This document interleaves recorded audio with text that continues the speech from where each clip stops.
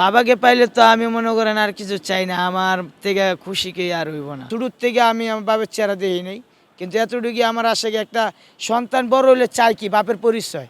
হ্যাঁ, কিন্তু আমার ওই বাপটা জাতীয় কানা হোক খোরা হোক, আমার বাপের চেহারাটা আমি দেখবার চাই। আপনার বাবার গ্রাম কোথায়, বাড়ি কোথায়, আপনার আম্মু বলেছে? বামনবাড়ি এলাকার নাম হলো গৈনক, আমার দাদার নাম হলো নুর ইসলাম, আমার বাপের নাম মামুন, আর আমার মার নাম হলো শাবালি।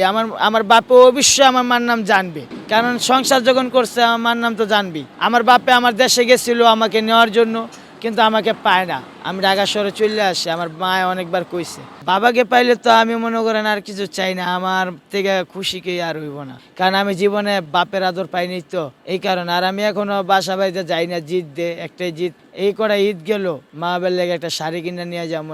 আমার মার যা কিছু লাগে, কাপড় সাপড় যা কিছু লাগে, তা কম বেশের ভিতরে আমি যদি কিনে নিতে পারতাম, আর আমার বোনের লেগে যদি আমি কিছু কিনে নিতে পারতাম, তাতে আমার জীবনটা অনেক ধন্য হইতো।